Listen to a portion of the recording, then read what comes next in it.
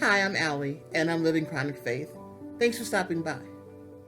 Chronic illness is an excellent teacher, and across the next few posts, I'd like to share with you some of the lessons that I've learned from chronic illness. Today, I want to talk to you about judging a book by its cover. If you've lived with chronic illness for any amount of time, then you already understand that sometimes how you look does not reflect how you feel. For example, sometimes we think that people are judging us if we use a motorized cart at the store, or if we use a cane or a walker or a wheelchair, or if we park in handicapped parking. We think that people look at us and say, well, she doesn't look sick, or he doesn't look like he's handicapped. Why are they parking there? Or why are they using those mobility aids? And the truth of the matter is, we could be having the worst day of our whole week because they can't see an infirmity, because they can't find any evidence of what we're going through. They can't see fatigue. They can't see internal pain or nerve pain. And they don't understand necessarily what it is that we're up against. And so they come up to their own determinations. They make their own judgments based on what they can see. And that's miserable. That's very discouraging for people sometimes.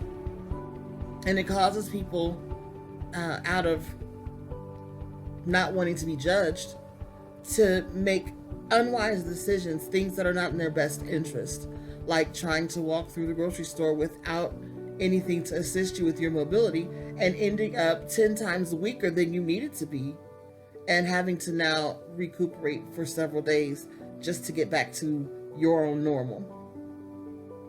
The reason I bring this up is because it has taught me not to prejudge people based on appearances, based on how they speak, based on mannerisms,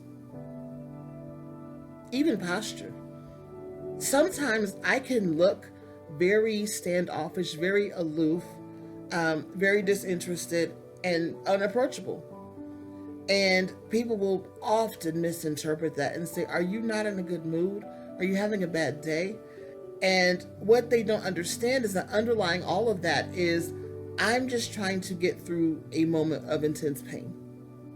The way that I'm sitting may look very defensive to some people, but it might just be that that's the way that my body can feel relief from the severe pain that it's going through.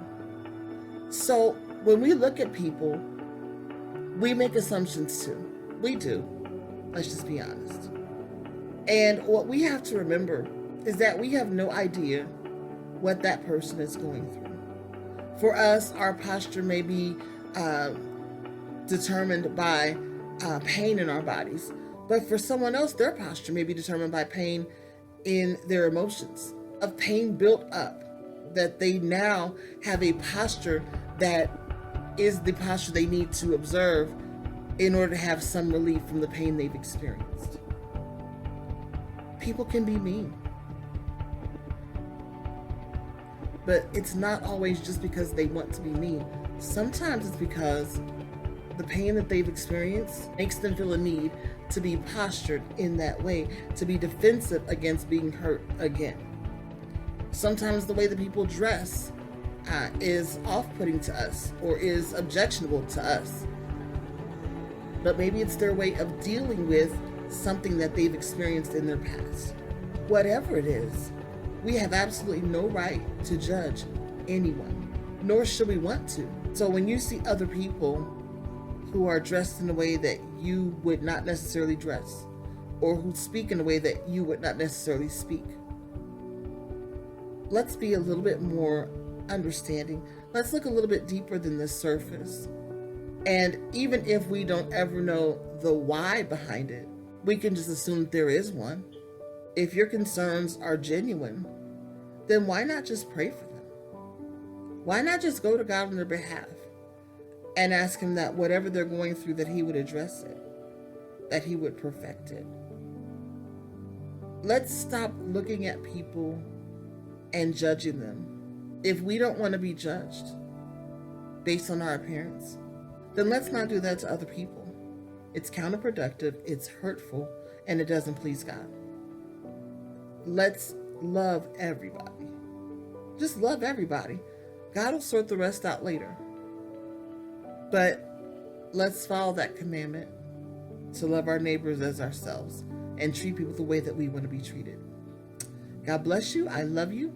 I'll talk to you soon and have a great day. Bye.